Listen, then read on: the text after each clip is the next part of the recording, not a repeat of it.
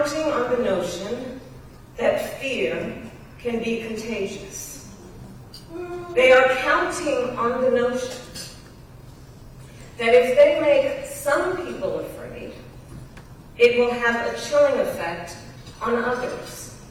It's an agenda, a narrow, self-serving vision of America,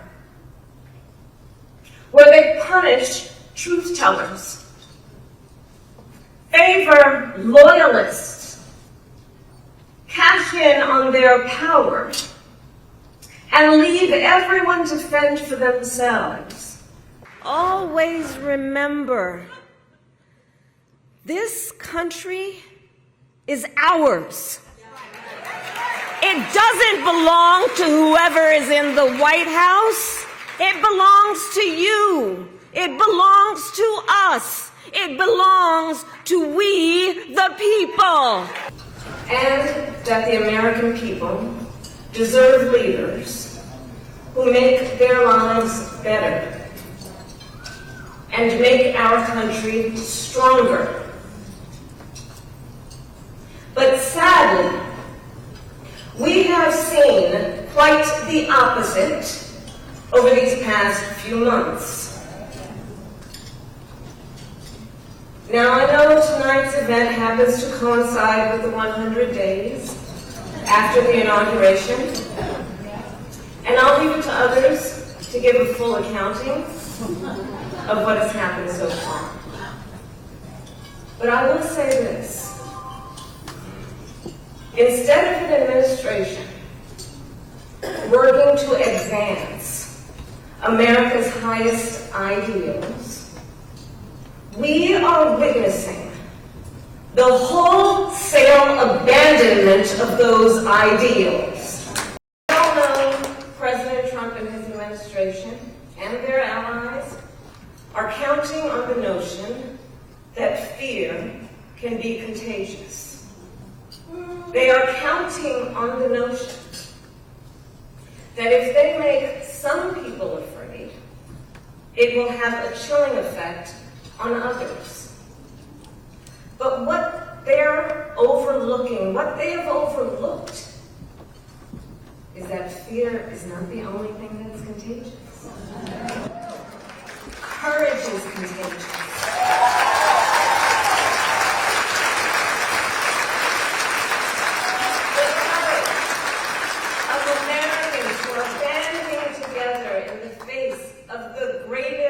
Man-made economic crisis in modern presidential history. The courage of Americans we are seeing who are rallying at Social Security offices to protect their hard-earned benefits. Of Americans who are speaking out to say, it is not okay to violate court orders. Not okay.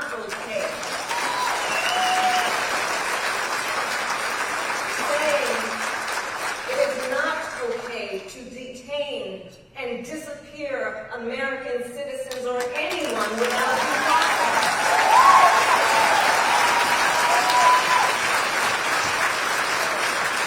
The courage of judges to uphold the rule of law in the face of those who dare them. An agenda to slash public education. An agenda to shrink government and then privatize its services, all while giving tax breaks to the wealthiest among us. By the way, an agenda that is not lowering costs, not making life more affordable, and not what they promised.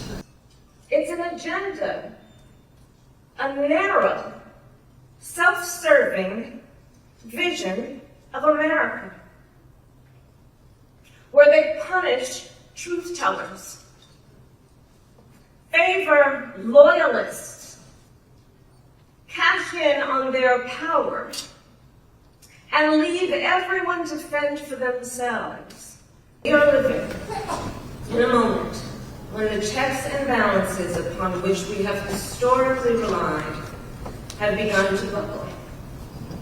And we here know that when the checks and balances ultimately collapse, if Congress fails to do its part, or if the courts fail to do their part, or if both do their part, but the president defies them anyway, well, friends, that is called a constitutional crisis. And that is a crisis that will eventually impact everyone. Because it would mean that the rules that protect our fundamental rights and freedoms, that ensure each of us has a say about how our government works, will no longer matter. I am not here tonight to offer all the answers, but I am here to say this. You are not alone, and we are all in this together. And straight talk, things are probably going to get worse before they get better. But we are ready for it. We are not going to scatter. We are going to stand together. Look, some people are describing what's been happening in recent months as absolute chaos. And of course, I understand why. And it's certainly true of those tariffs. Tariffs that, as I predicted, are clearly inviting a recession. But friends, please let us not be duped into thinking everything is chaos. I know it may feel that way, but understand what we are in fact witnessing is a high-velocity event where a vessel is being used for the swift implementation of an agenda that has been decades in the making. Always remember, this country is ours. It doesn't belong to whoever is in the White House. It belongs to you. It belongs to us. It belongs to we, the people.